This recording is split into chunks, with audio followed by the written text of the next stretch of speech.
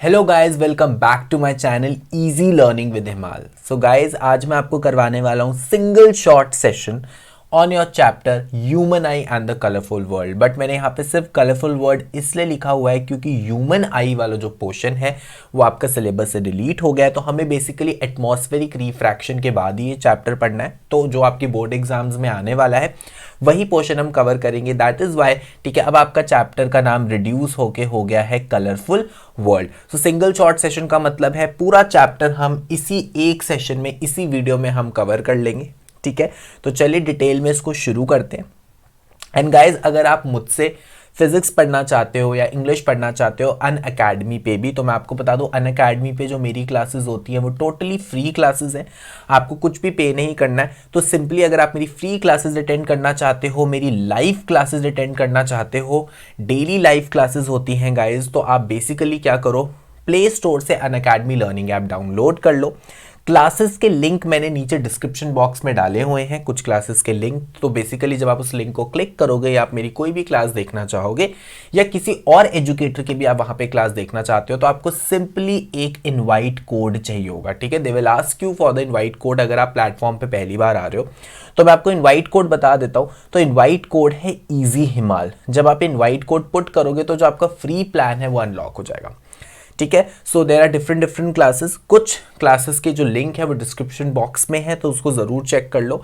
And guys, another important thing, there is a event Unacademy combat. तो what is Unacademy combat? Basically ये क्या है, एक चैंपियनशिप टेस्ट है based on your class 10 board exam syllabus, ठीक है। मैथ्स और साइंस का आपका टेस्ट होने वाला है। फ्री एनरोलमेंट है, कुछ भी आपको पे नहीं करना, और ये हेल्प करेगा आपको बोर्ड एग्जाम्स के लिए क्वेश्चंस प्रैक्टिस करने के लिए। So you have the chance to win Unacademy plus subscription. आपको फ्री सब्सक्रिप्शन मिल जाएगी, तो इसके लिए जरूर एनरोल करो। 14 फरवरी को 11 AM होने वाला है अनअकैडमी कॉम्बैट, और ये टेस्ट देके आपको बहुत हेल्प मिलने वाली है अपने बोर्ड एग्जाम्स की प्रिपरेशन अच्छे से करने के लिए। तो जल्दी से थोड़ा सा बता देता हूं इसका कॉम्बैट का फॉर्मेट क्या रहने वाला है। 40 मिनट्स का टेस्ट होगा। देयर आर 30 सुपर क्वेश्चंस, ठीक है। ये क्वेश्चंस हमारे एक्सपर्ट एजुकेटर्स बनाएंगे। तो टोटल 6 कॉम्बैट है। एक कॉम्बैट हो चुका है और अब सेकंड कॉम्बैट हमारा 14 फरवरी को है। नेगेटिव स्कोरिंग है। टेस्ट इंग्लिश और हिंदी लैंग्वेज दोनों में होगा, और आपको डिटेल्ड वीडियो सोल्यूशन मिलने वाला है हर एक क्वेश्चन का। ओके, सिलेबस आपका क्या रहेगा? एनसीईआरटी का जो अपडेटेड सिलेबस है, सीबीएसई का जो अपडेटेड सिलेबस है 2021 का, वही आपका सिलेबस रहेगा। और मैथ्स और साइंस, इन दोनों सब्जेक्ट्स के बेसिस पे आपका टेस्ट होने वाला है। तो जब भी आप टेस्ट के लिए एनरोल करोगे तो आपसे सिर्फ एक कोड वो मांगेंगे। टोटली फ्री एनरोलमेंट है, तो ये वाला कोड पुट कर देना इजी हिमाल, ठीक है। तो आप इजीली एनरोल हो जाओगे टेस्ट के लिए। और टेस्ट में पूछे जाने वाले क्वेश्चन का कुछ भी डाउट है तो उसी दिन आपको उसका डिटेल्ड वीडियो सोल्यूशन भी मिल जाएगा। तो शुरू करते हैं। पहला टॉपिक आपका रिफ्रैक्शन थ्रू प्रिज्म, ठीक है। तो बेसिकली ये जो है, ये डायग्राम आपको दिख रही है, दिस इज योर प्रिज्म। इसको हम प्रिज्म कहते हैं। तो देखो प्रिज्म के क्या होते हैं, 2 ट्रायंगुलर फेसेस। तो देखो ये वाला एक face, this is your face 1 and this is your face 2। तो 2 ट्रायंगुलर फेसेस होते हैं और 3 रेक्टेंगुलर फेसेस होते हैं, ठीक है। कौन कौन सा हो गया? एक तो आपका रेक्टेंगुलर फेस ये वाला हो गया, लेफ्ट साइड वाला। एक आपका ये राइट साइड वाला हो गया, और एक आपका बॉटम हो गया, ठीक है। तो अगर हम प्रिज्म को देखें, एक ग्लास प्रिज्म को देखें, तो बेसिकली एक ग्लास प्रिज्म में 2 ट्रायंगुलर फेसेस होते हैं और 3 रेक्टेंगुलर फेसेस होते हैं। आगे अगर हम बढ़े तो रिफ्रैक्शन कैसे होती है प्रिज्म से। So this diagram is very important. मैं आपको बता दूं डायग्राम इंपॉर्टेंट है।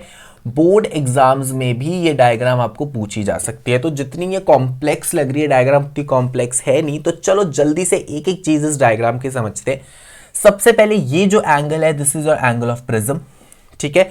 इक्विलेटरल प्रिज्म है, इसलिए एंगल ऑफ प्रिज्म यहाँ पे 60 डिग्री है, क्योंकि ये जो प्रिज्म है this is your equilateral prism. जो आपके एनसीईआरटी में प्रिज्म की डायग्राम है वो इक्विलेटरल प्रिज्म की डायग्राम है, इसलिए ये एंगल 60 डिग्री होगा।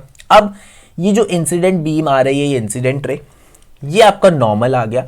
तो इंसिडेंट रे और नॉर्मल के बीच में जो एंगल होता है वो एंगल ऑफ इंसिडेंस आ गया। अब यहां पे देखो रिफ्रैक्शन होगी। क्यों रिफ्रैक्शन होगी? क्योंकि लाइट रे एक मीडियम से दूसरे मीडियम में जा रही है। तो रेयरर से डेंसर में जा रही है, तो it will bend towards the normal. अब यहां पे रे आपकी नॉर्मल की तरफ बेंड हो गई, ठीक है। अब ये सीधा सीधा सीधा जाएगी। अगेन यहां पे अब रिफ्रैक्शन होगी, क्या होगा, डेंसर से रेयरर में जा रही है, ग्लास से एयरर में जा रही है, सो यहां पे क्या होगा, bend away from the normal. तो ये आपकी इंसिडेंट रे आ गई, ये वाली आपकी रिफ्रैक्टेड रे आ गई, और ये आपकी एमर्जेंट रे आ गई। ठीक है, ये एंगल ऑफ इंसिडेंस है, ये एंगल ऑफ रिफ्रैक्शन है, ये भी एंगल ऑफ रिफ्रैक्शन है। ठीक है, ये जो एंगल आपका बन रहा है एमर्जेंट रे और नॉर्मल के बीच में, that is angle of emergence. तो ये जो आई है ये एंगल ऑफ इंसिडेंस है, ये जो आर है ये एंगल ऑफ रिफ्रैक्शन है, और ये जो एमर्जेंट रे आपकी नॉर्मल के साथ एंगल बना रही है वो एंगल ऑफ एमर्जेंस है। अब यहां पे एक और चीज आपको दिख रही है जो काफी इंपॉर्टेंट है, that is angle of deviation, जिसको हम डी से डिनोट करते हैं। तो एंगल ऑफ डिविएशन कैसे निकालते हैं, जो आपकी इंसिडेंट रे है उसको आगे की तरफ प्रोड्यूस कर दो, ये देखो हमने इंसिडेंट रे आगे की तरफ प्रोड्यूस कर दिए, और जो आपकी एमर्जेंट रे है उसको पीछे की तरफ प्रोड्यूस कर दो। मैं दोबारा रिपीट कर रहा हूं, इंसिडेंट रे को आगे की तरफ प्रोड्यूस कर दो, एमर्जेंट रे को पीछे की तरफ प्रोड्यूस कर दो, तो ये जो आपका एंगल बनेगा this is your angle of deviation, जिसको हम कैपिटल डी से डिनोट करते हैं। तो मैंने आपको ओवरऑल पूरी डायग्राम समझा दी है, तो ये डायग्राम जरूर प्रैक्टिस कर लेना। 2 मार्क्स का क्वेश्चन आपका इजीली बोर्ड एग्जाम्स में आ सकता है, और ऑलरेडी ये पिछले कुछ सालों में पूछा भी गया है। आगे बढ़ते हैं, डिस्पर्जन थ्रू प्रिज्म। तो बेसिकली क्या होता है, this is a visible light, ये आपकी विजिबल लाइट है। जब हम इसको प्रिज्म से पास करते हैं so it splits into 7 colours. जैसे रेनबो के 7 कलर्स होते हैं, वैसे जो आपकी व्हाइट लाइट होती है, ठीक है, ये जो सन लाइट होती है, बल्ब लाइट होती है, कोई भी लाइट जो 7 कलर्स में स्प्लिट हो जाती है उसको व्हाइट लाइट कहते हैं। तो ये 7 कलर्स में स्प्लिट हो जाती है, इसी प्रोसेस को हम क्या कहते हैं, डिस्पर्जन। ठीक है, डिस्पर्जन कहते हैं। और अगर हम डिस्पर्जन की बात करें, वो 7 कलर्स कौन से हैं, तो उसको हम विबग्योर से डिनोट करते हैं। यहाँ पे इंडिगो नहीं दिया है, तो यहाँ पे मैं एक इंडिगो भी लिख देता हूँ। तो टोटल 7 कलर्स हैं, violet, indigo, blue, green, yellow, orange, red. और ये जो पैटर्न होता है 7 कलर्स का, this is called a spectrum. ठीक है, ये जो पैटर्न है 7 कलर्स का, इसको स्पेक्ट्रम कहते हैं। और ये जो प्रोसेस जिसमें आपकी जो लाइट है वो 7 कलर्स में स्प्लिट हो जाती है, उसको हम डिस्पर्जन कहते हैं। ठीक है, तो देखो वायलेट कलर, फिर इंडिगो आता है, फिर ब्लू आता है, ग्रीन आता है, येलो आता है, ऑरेंज आता है, रेड आता है। अब आपको एक चीज पता होनी चाहिए, वेवलेंथ। तो मैं आपको बता दूं, सबसे ज्यादा जो मैक्सिमम वेवलेंथ होती है, मैक्सिमम वेवलेंथ वो रेड की होती है, और जो मिनिमम वेवलेंथ होती है, मिनिमम वेवलेंथ आपकी वायलेट की होती है। तो जैसे जैसे हम वायलेट से रेड की तरफ जाते हैं, हमारी वेवलेंथ बढ़ जाती है। अब एंगल ऑफ डिविएशन की बात करें, तो मिनिमम एंगल ऑफ डिविएशन आपका कौन सा है, जो मिनिमम एंगल ऑफ डिविएशन है वो आपका है रेड के साथ। ठीक है, अब आप खुद देख सकते हैं minimum angle of deviation red के साथ है। अगर मैं ऑरेंज के साथ बनाऊं तो आपका एंगल ऑफ डिविएशन बढ़ जाएगा। फिर उसके बाद अगर मैं येलो के साथ बनाऊं तो आपका एंगल ऑफ डिविएशन और बढ़ जाएगा। ठीक है, तो इसलिए याद रखो, ठीक है, एंगल ऑफ डिविएशन सबसे कम रेड लाइट का होता है, सबसे ज्यादा वॉयलेट लाइट का होता है। ठीक है, क्योंकि मैंने आपको खुद ड्रॉ करके दिखाया है यहाँ पे देखो। और वेवलेंथ उल्टी हो जाती है, सबसे ज्यादा मैक्सिमम वेवलेंथ आपकी रेड लाइट की होती है और मिनिमम वेवलेंथ आपकी वॉयलेट लाइट की होती है। तो इस डायग्राम में आपको इस टॉपिक में 4 चीजें याद रखनी है। पहली कि डिस्पर्जन क्या होता है, तो डिस्पर्जन मैं आपको बता चुका हूं, ये वो प्रोसेस है जिसमें विजिबल लाइट 7 कलर्स में स्प्लिट हो जाती है। दूसरा जो आपको इंपॉर्टेंट चीज पता होनी चाहिए, स्पेक्ट्रम क्या होता है। स्पेक्ट्रम क्या है, ये जो पैटर्न बन रहा है 7 कलर्स का, विबग्योर, इसको स्पेक्ट्रम कहते हैं। थर्ड, आपको वेवलेंथ के बारे में पता होना चाहिए कि जो रेड है उसकी वेवलेंथ मैक्सिमम होती है और वॉयलेट की मिनिमम होती है। फोर्थ, आपको एंगल ऑफ डिविएशन के बारे में पता होना चाहिए कि रेड का एंगल ऑफ डिविएशन मिनिमम होता है और वॉयलेट का एंगल ऑफ डिविएशन मैक्सिमम होता है। आगे बढ़ते हैं, इन्वर्टेड प्रिज्म। तो बेसिकली न्यूटन ने, आइजैक न्यूटन ने एक एक्सपेरिमेंट किया जिससे उसको पता चला कि जो व्हाइट लाइट है वो 7 कलर्स की बनी हुई है। कैसे, उन्होंने क्या किया, जब ये 7 कलर्स निकल रहे थे उन्होंने यहाँ पे एक इन्वर्टेड प्रिज्म रखा। ठीक है, तो जैसे उन्होंने इन्वर्टेड प्रिज्म रखा, एक उल्टा प्रिज्म रखा, और ये जो 7 कलर्स की व्हाइट लाइट है इसे इन्वर्टेड प्रिज्म से पास करी, तो वापस हमें व्हाइट लाइट मिल गई। मतलब ये जो व्हाइट लाइट थी, ठीक है, this is our white light, ये इनिशियल स्टेज थी। ठीक है, अब ये इनिशियल स्टेज थी व्हाइट लाइट की, ये 7 कलर्स में स्प्लिट हो गई। जब ये 7 कलर्स हमने एक उल्टे प्रिज्म, इन्वर्टेड प्रिज्म से पास किए, तो वापस जो लाइट बाहर निकली है वो अगेन हमारी यही वाली व्हाइट लाइट थी। वापस हमें जो हमारा इनिशियल फेज है वो मिल गया। ठीक है, सो ये आपको एक्सपेरिमेंट आना चाहिए इन्वर्टेड प्रिज्म का, और याद रखना है ये किसने किया था, ये आइजैक न्यूटन ने किया था। आगे बात करते हैं formation of rainbow, very important 2 marks question, बहुत बार पूछा जाता है एग्जाम में, 2 नंबर का क्वेश्चन है फॉर्मेशन ऑफ रेनबो। तो ये 4 स्टेप्स आपको मेंशन करने रेनबो फॉर्मेशन के, और ये डायग्राम भी आपको पता होना चाहिए। तो पहला स्टेप है रिफ्रैक्शन। देखो व्हाइट लाइट आई, ये है आपका एयर और ये आपका रेन ड्रॉप है, तो दिस इज योर वाटर, ठीक है, ये एयर है, ये वाटर है। तो जब लाइट एयर से वाटर में जाएगी तो रिफ्रैक्शन होगी, उसके बाद डिस्पर्जन हुई। डिस्पर्जन क्यों हुई? क्योंकि आप देखो ये 7 कलर्स में स्प्लिट हो गया, ये 7 कलर्स में स्प्लिट हो गया है, तो ये डिस्पर्जन हुई। फिर इंटरनल रिफ्लेक्शन, ये देखो this is your internal reflection, ये जो हो रही है आपकी इंटरनल रिफ्लेक्शन है। ये जो 7 कलर्स है रेन ड्रॉप के इनर वॉल से स्ट्राइक कर रहे हैं, रिफ्लेक्ट हो रहे हैं, इंटरनल रिफ्लेक्शन है। और उसके बाद फाइनल रिफ्रैक्शन, वापस ये जो 7 कलर्स हैं ये वाटर से एयर में जा रहे हैं, तो मीडियम चेंज हो रहा है, तो रिफ्रैक्शन हो गया। दोबारा से रिपीट कर रहा हूं, पहले रिफ्रैक्शन हुआ, व्हाइट लाइट एयर से वाटर में गई, फिर डिस्पर्जन हुआ, 7 कलर्स में स्प्लिट हो गई, फिर इंटरनल रिफ्लेक्शन हुआ, ये जो 7 कलर्स थे रेन ड्रॉप की इनर वॉल से रिफ्लेक्ट हुए और वापस ये बाहर निकल गए, ठीक है। अब देखो एक बहुत इंपॉर्टेंट चीज आपको पता होनी चाहिए, जो रेनबो बनता है वो सन के ऑपोजिट साइड बनता है, मतलब जहां पे भी सन होगा रेनबो क्या होगा, उसके ऑपोजिट साइड बनेगा। और रेनबो में भी वही 7 कलर्स होते हैं जो प्रिज्म में होते हैं। नेक्स्ट बात करते हैं एटमॉस्फेरिक रिफ्रैक्शन। अब बेसिकली क्या है, जो एटमॉस्फेयर है वहां पे जो एयर है वो हमारी कांस्टेंट नहीं है, ठीक है। तो वहां पे रिफ्रैक्शन इसलिए होती है क्योंकि एयर की जो डेंसिटी होती है वो चेंज होती है। तो मैं आपको बता दूं, जितनी ज़्यादा एयर हमारे लैंड के पास होगी वो उतनी ही ज़्यादा आपकी डेंसर होगी। और जैसे जैसे हम ऊपर बढ़ते जाते हैं एयर हमारी रेयरर होती रहती है, ठीक है। इसका मतलब है जितना हमारी एयर लैंड के पास होगी उसका रिफ्रैक्टिव इंडेक्स उतना ही ज़्यादा होगा। जैसे जैसे हम ऊपर जाते रहेंगे रिफ्रैक्टिव इंडेक्स कम हो जाएगा, या अगर हम उल्टा बोले, जैसे जैसे हम नीचे आ रहे हैं रिफ्रैक्टिव इंडेक्स बढ़ रहा है। फिर मैं रिपीट कर रहा हूं, लैंड के पास वाली एयर डेंसर है, जैसे जैसे हम ऊपर एटमॉस्फेयर में जा रहे हैं एयर रेयरर होती जा रही है। डेंसर मीडियम है तो रिफ्रैक्टिव इंडेक्स ज्यादा होगा, तो हम कह सकते हैं जैसे हम नीचे आते रहते हैं रिफ्रैक्टिव इंडेक्स बढ़ता रहता है। तो रिफ्रैक्टिव इंडेक्स बढ़ता रहता है तो ऑब्वियसली क्या हो रहा है, जो आपकी एयर है वो डेंसर होती जा रही है। तो जब मीडियम चेंज होता है रेयरर से डेंसर में जाती है तो ऑब्वियसली रिफ्रैक्शन होती है, और इसी को एटमॉस्फेरिक रिफ्रैक्शन कहते हैं। और इसका एक मेजर फिनोमेना है that is twinkling of stars. तो ट्विंकलिंग ऑफ स्टार्स पे भी 3 मार्क्स का क्वेश्चन आता है, why do stars twinkle, question आ सकता है, प्लैनेट्स ट्विंकल क्यों नहीं करते, ठीक है। तो ये चीज आपको पता होनी चाहिए। तो 3 मार्क्स का क्वेश्चन बहुत इंपॉर्टेंट है, तो ये वाली डायग्राम आप देख लेना, ठीक है। तो सिंस इसका रिफ्रैक्टिव इंडेक्स इंक्रीज कर रहा है तो जो एक्चुअल पोजीशन होती है स्टार की वो नीचे होती है और एपरेंट पोजीशन ऊपर होती है, क्योंकि क्या होता है, बेंडिंग होती है लाइट की। बेंडिंग ऑफ लाइट किसकी वजह से होती है, रिफ्रैक्शन की वजह से। तो जो आपका स्टार एक्चुअल में नीचे होता है बट उसकी पोजीशन हमें थोड़ी ऊपर दिखती है। अब हम इसको समझ लेते हैं। तो ये सारे पॉइंट्स आपको मेंशन करने हैं, थ्योरी क्वेश्चन जो 3 मार्क्स का क्वेश्चन आएगा तो सारे पॉइंट्स आपको मेंशन करने हैं, ठीक है।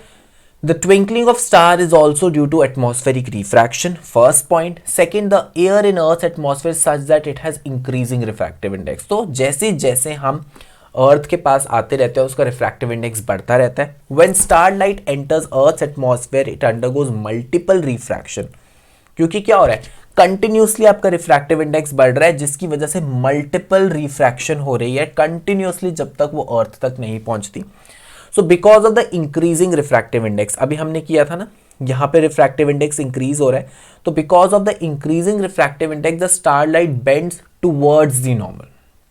क्योंकि रेयरर से डेंसर में लाइट आ रही है ना, ऊपर वाला एयर रेयरर है, नीचे वाला डेंसर है, तो रेयरर से डेंसर में आ रही है तो यहाँ पे बेंडिंग टुवर्ड्स द नॉर्मल हो रही है, and thereby the apparent position of the star is slightly higher than its actual position. Also this apparent position of the star is not fixed. अब बताओ ये जो स्टार की apparent position है fix नहीं है, क्यों? It keeps on changing slightly since the atmospheric conditions of the earth keep varying. Refractive index change होता रहता है, कभी एयर रेयरर हो रही है, कभी ज़्यादा रेयरर हो रही है, कभी डेंसर हो रही है, कभी कम डेंसर हो रही है। तो बेसिकली क्या होता है, एटमॉस्फेरिक की कंडीशन जो है वो चेंज होती रहती है, जिसकी वजह से क्या होता है, स्टार की जो अपरेंट पोजीशन है वो फिक्स नहीं रहती।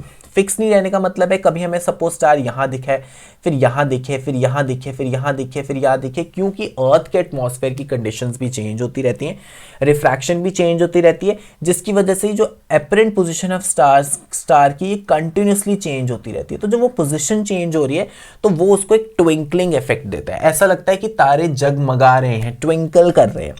However, the stars are so distant that appear fixed to the naked eye. ठीक है, बट स्टार इतने दूर हैं कि वो हमें ऐसा लगता है फिक्स्ड है, बट वो जो उसकी ट्विंकलिंग दिख रही है वो किसकी वजह से दिख रही है? क्योंकि उसकी अपेरेंट पोजीशन, एक्चुअल पोजीशन तो नहीं चेंज हो सकती, एक्चुअल में तो स्टार एक ही जगह है, बट रिफ्रैक्शन की वजह से इसकी जो अपेरेंट पोजीशन है वो चेंज होती रहती है। नेक्स्ट वेरी इंपॉर्टेंट क्वेश्चन जो आपको आ सकता है, advanced sunrise and delayed sunset. तो ये भी आपको पता होना चाहिए कि एटमॉस्फेरिक रिफ्रैक्शन की वजह से हमें जो हमारा सनराइज है वो एडवांस सनराइज, मतलब अभी सनराइज नहीं हुआ होता और हमें 2 मिनट्स पहले, तो टाइम स्पैन याद रखना है, हमें 2 मिनट पहले ही सन दिख जाता है। और डिलेड सनसेट, सनसेट के बाद भी 2 मिनट्स बाद तक भी हमें सन दिखता रहता है। तो फॉर एग्जाम्पल अगर 6 बजे आपका सनराइज हुआ एक्चुअल में, तो हमें वो सन 5:58 AM ही दिख जाएगा। और सपोज आपका 7 PM सनसेट हो गया, बट वो हमें 7:02 PM तक दिखेगा। ठीक है, तो सनराइज 2 मिनट पहले हो जाता है और सनसेट 2 मिनट देर होता है। एक्चुअल में नहीं हो रहा है, बट हमें सन दिखना शुरू हो जाता है। ठीक है, अब देखो ये आपका होराइजन है, तो बेसिकली अभी सन होराइजन के नीचे है, अभी हमें सन नहीं दिख रहा है, बट रिफ्रैक्शन की वजह से इसकी अपरेंट पोजीशन ऊपर है। तो देखो अभी एक्चुअल में सन ने हॉरिजन क्रॉस नहीं किया है, सनराइज नहीं हुआ है, बट हमें रिफ्रैक्शन की वजह से सन ऑलरेडी दिखने शुरू हो गया है। तो ये जो टाइम गैप होता है 2 मिनट्स होता है, कि अभी एक्चुअल में सनराइज नहीं हुआ है बट स्टिल हमें सन दिख रहा है। स्कैटरिंग ऑफ लाइट, ठीक है, नेक्स्ट बात करते हैं स्कैटरिंग ऑफ लाइट। और इसमें ये जो आपको डायग्राम में इफेक्ट दिख रहा है, पहला effect that is called Tyndall effect. ठीक है, टिंडल इफेक्ट हम पढ़ चुके हैं, वैसे केमिस्ट्री में हमने पढ़ा था कि कोलाइडल पार्टिकल से अगर पास करे लाइट को तो टिंडल इफेक्ट शो करता है। उसी तरह से हमें ये पाथ ऑफ लाइट क्यों विजिबल होता है? क्योंकि यहाँ पे डस्ट पार्टिकल्स है। ठीक है, तो कहीं पे भी अगर डस्ट पार्टिकल्स होते हैं तो क्या होता है, जो पाथ ऑफ लाइट है वो विजिबल हो जाता है, इसी को हम टिंडल इफेक्ट कहते हैं। तो टिंडल इफेक्ट का क्वेश्चन आ सकता है, डिफाइन टिंडल इफेक्ट। तो देखो इसकी definition, Tyndall effect is a phenomena when light is scattered by the particles of colloid or particles of suspension. ये आप पढ़ चुके हो ना केमिस्ट्री में 9th क्लास में, ट्रू सॉल्यूशंस कोलाइड सस्पेंशन। ठीक है, सस्पेंशन का काफी रेयर केस होता है, तो अगर आप सस्पेंशन नहीं भी पढ़ोगे तो आप इसको डिलीट कर सकते हो, बट आपको इतना पता होना चाहिए कि जब भी लाइट स्कैटर होती है through particles of colloid which illuminates the path of light. इसका क्या मतलब है, जब कोलाइडल पार्टिकल से लाइट पास होती है तो जो पाथ ऑफ लाइट है वो विजिबल हो जाता है। The tiny particle scatter the beam of light and make its path visible. In short it is the scattering of light by particles in its path. तो इन शॉर्ट अगर हमें 1 mark का question आता है Tyndall effect का, तो आप simply लिख सकते हो scattering of light by colloidal particles in its path. ठीक है, और ये जो इफेक्ट है it is named after the physicist John टिंडल। तो जो हमारे साइंटिस्ट थे, फिजिस्ट थे जॉन टिंडल, उन्होंने ये इफेक्ट दिया था, इसलिए इसका नाम टिंडल इफेक्ट है। Next, blue colour of the sky. तो वेरी वेरी इंपॉर्टेंट क्वेश्चन आ सकता है, why the colour of the sky is blue. 2 या 3 मार्क्स का क्वेश्चन आपका बन सकता है, यही आपके क्वेश्चंस आने वाले हैं, rainbow, colour of sky blue, delayed sunrise, advance sunset. तो ये क्वेश्चंस के लिए प्रिपेयर हो जाओ। तो चलो समझते हैं। तो देखो जो रेड लाइट है उसकी जो वेवलेंथ होती है 1.8 times greater than the blue light. मैंने आपको बताया ना, जब हम विबग्योर लिखते हैं, ठीक है, जब हम विबग्योर लिखते हैं तो जैसे जैसे हम वायलेट से रेड पे जाते हैं वेवलेंथ हमारी इंक्रीज करती है। तो अगर हम रेड की वेवलेंथ कंपेयर करें ब्लू की वेवलेंथ के साथ, ठीक है, रेड और ब्लू की वेवलेंथ को कंपेयर करें तो जो रेड लाइट की वेवलेंथ है वो 1.8 टाइम्स ग्रेटर है। तो क्या होता है, when sunlight passes through the atmosphere the fine particles in air, जो एयर के पार्टिकल्स हैं वो बहुत छोटे हैं। ठीक है, तो जब एयर के पार्टिकल्स छोटे हैं तो याद रखना जो छोटे पार्टिकल्स होते हैं वो छोटी वेवलेंथ को स्कैटर कर पाते हैं। मैं अगेन रिपीट कर रहा हूं, अगर पार्टिकल साइज छोटा है तो वो छोटी वेवलेंथ को स्कैटर कर पाएंगे मोर स्ट्रांगली देन रेड। ठीक है, अगर वेवलेंथ बड़ी होगी तो छोटे पार्टिकल उसको स्कैटर नहीं कर पाएंगे। तो बेसिकली क्या होता है, ब्लू कलर की वेवलेंथ शॉर्ट होती है, इसलिए वो ब्लू कलर को ज्यादा स्कैटर कर पाते हैं रेड के कंपैरिजन में। तो ऑब्वियसली अगर वो ब्लू कलर को स्कैटर कर रहे हैं तो हमें स्काई कैसा दिखेगा, ब्लू दिखेगा। इसीलिए जो स्कैटर्ड ब्लू लाइट होती है, ये हमारी आईज में एंटर करती है और हमें स्काई ब्लू दिखता है। समझ आ गया। अब एक और क्वेश्चन आ सकता है कि एस्ट्रोनॉट्स को जहां पे एटमॉस्फेयर नहीं होता वहां पे क्यों जो आपका स्काई है वो डार्क दिखता है? क्यों? क्योंकि वहां पे कोई एटमॉस्फेयर ही नहीं है, कोई पार्टिकल्स ही नहीं है स्कैटर करने के लिए, किसी भी वेवलेंथ की लाइट वहां पे स्कैटर हो ही नहीं रही है, इसलिए एस्ट्रोनॉट्स को जो स्पेस पूरा डार्क दिखता है। हमारे अर्थ पे जब हम एटमॉस्फेयर में एंटर करते हैं तो छोटे छोटे पार्टिकल्स हैं जो छोटी वेवलेंथ ऑफ लाइट को ज्यादा स्कैटर करते हैं, इसलिए हमें जो ब्लू कलर ऑफ लाइट है वो क्लियरली दिखती है। नेक्स्ट वेरी इंपॉर्टेंट क्वेश्चन कि सनराइज और सनसेट के टाइम जो सन है वो रेडिश या ऑरेंज कलर का क्यों दिखता है? ये भी बहुत इंपॉर्टेंट क्वेश्चन है। अगेन बोल दूं 2 मार्क्स का क्वेश्चन आएगा, ये 2 मार्क्स का क्वेश्चन है कि क्यों हमें सनराइज और सनसेट के टाइम सन रेडिश और ऑरेंज दिखता है। तो चलो समझते हैं। During sunrise and sunset, the rays have to travel a large part of the atmosphere. अब देखो सनराइज और सनसेट के टाइम सन हमसे बहुत दूर होता है, तो उसको काफी ज्यादा ट्रैवल करना पड़ता है because they are very close to the horizon. तो ऑलमोस्ट सन आपका हॉरिजन के क्लोज होता है, ठीक है, तो जिसकी वजह से उसको काफी ज्यादा ट्रैवल करना पड़ता है। Therefore light other than red is mostly scattered away. जो छोटी वेवलेंथ की लाइट होती है वो स्कैटर हो जाती है। समझ रहे हो, यहां से light I, this is your VIBGYOR, यहां से हमारे पास लाइट आ रही है, बट वो इतना ट्रैवल करने के बाद ये जो छोटी वेवलेंथ वाली लाइट है, ये स्मॉलर वेवलेंथ वाली लाइट है, इट स्कैटर्स अवे। हमने पढ़ा था ना स्मॉलर पार्टिकल्स इसको स्कैटर कर देता है, तो ये तो स्कैटर हो जाती है। तो हमें लार्जर वेवलेंथ लाइक ऑरेंज और रेड, ऐसी लार्जर वेवलेंथ ऑफ लाइट ही हमारी आईज तक पहुंच पाती है। सो जो most of the red light होती है, जो लीस्ट स्कैटर्ड होती है, वो ही हमारी आईज में एंटर करती है। तो जो लाइट हमारी आईज में एंटर करेगी हमें वही तो कलर दिखेगा, इसीलिए सन और जो स्काई है वो रेड कलर का दिखता है। ठीक है, तो मैं आपको रिपीट कर देता हूं।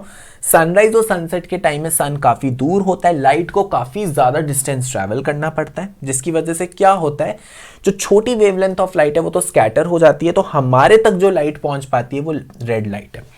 तभी ट्रैफिक सिग्नल्स, यहां से क्वेश्चन आता है कि ट्रैफिक सिग्नल्स में हम रेड लाइट को डेंजर या स्टॉप वाला साइन क्यों यूज करते हैं? क्योंकि वो हमें दूर से भी दिख जाता है। रेड कलर की लाइट स्कैटर नहीं हो पाती, वो लार्जर डिस्टेंस ट्रैवल करके हमारी आईज तक पहुंच पाती है। अगर हम ब्लू कलर का सिग्नल बनाते तो वो तो स्कैटर हो जाती है, हमें ब्लू कलर दिखता ही नहीं। तो ये वन ऑफ द रीजन है रेड कलर यूज करने का फॉर डेंजर साइन, क्योंकि वो हमें दूर तक दिख जाता है। ठीक है, और ये वाली डायग्राम भी ड्रॉ कर लेना। जब सन ओवरहेड होता है तो फिर स्कैटरिंग ज्यादा नहीं हो पाती। देखो, जब सन ओवरहेड है तो sun is very close to us, horizon में सन फार है। जब सन हॉरिजन के पास है तो सन दूर है, जिसकी वजह से ब्लू कलर स्कैटर हो जाता है और हमें जो सन है वो रेडिश दिखता है। ये मैं अभी एक्सप्लेन कर चुका हूं। अगर क्वेश्चन आता है कि नून के टाइम हमें सन व्हाइट क्यों दिखता है, तो बेसिकली सनलाइट आपकी व्हाइट लाइट है। सन हमारा इतना पास है कि जब तक सनलाइट हमारे तक आती है तो वो ज्यादा स्कैटर नहीं हो पाती, क्योंकि नून पर सन बिल्कुल हमारे सर के ऊपर होता है, तो ज्यादा लाइट स्कैटर नहीं हो पाती। तो जब व्हाइट लाइट स्कैटर ही नहीं हो पा रही है तो हमारी आंखों में पूरी की पूरी व्हाइट लाइट आ जाएगी, और वही व्हाइट लाइट की वजह से सन हमें ऑलमोस्ट व्हाइट दिखता है।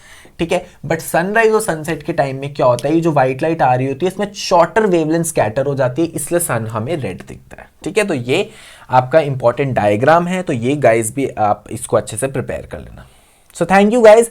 तो देखो, हमने इस पूरे वीडियो में पूरा चैप्टर कवर कर लिया, और अगर आपको वीडियो पसंद आई हो तो इसको लाइक कर दो, कमेंट कर दो, शेयर कर दो, और पहली बार चैनल पे आए हो तो मेरे चैनल को सब्सक्राइब कर दो और बेल आइकन भी जरूर प्रेस करना। और इसी तरह से मेरे से फिजिक्स और इंग्लिश डेली लाइव क्लासेस के थ्रू पढ़ना चाहते हो तो डिस्क्रिप्शन बॉक्स में जाके क्लास के लिंक्स दिए हुए हैं, अनअकैडमी पे मुझसे पढ़ो, और इनवाइट कोड मांगा जाएगा। अगर आप पहली बार अनअकैडमी पे आओगे, क्लासेस टोटली फ्री है, सिर्फ एक इनवाइट कोड पुट करना है। तो इनवाइट कोड है मेरा इजी हिमाल, तो ये वाला कोड पुट करके आप आसानी से क्लासेस अटेंड कर सकते हो, और you can join my Telegram channel as well, Instagram join कर सकते हो, और मेरी ईमेल आईडी पे भी मुझे कनेक्ट कर सकते हो, और यहाँ पे आप मुझे भेज सकते हो doubts to personal messages. So thank you guys, have a nice day. जल्दी से मिलते हैं एक न्यू वीडियो के साथ।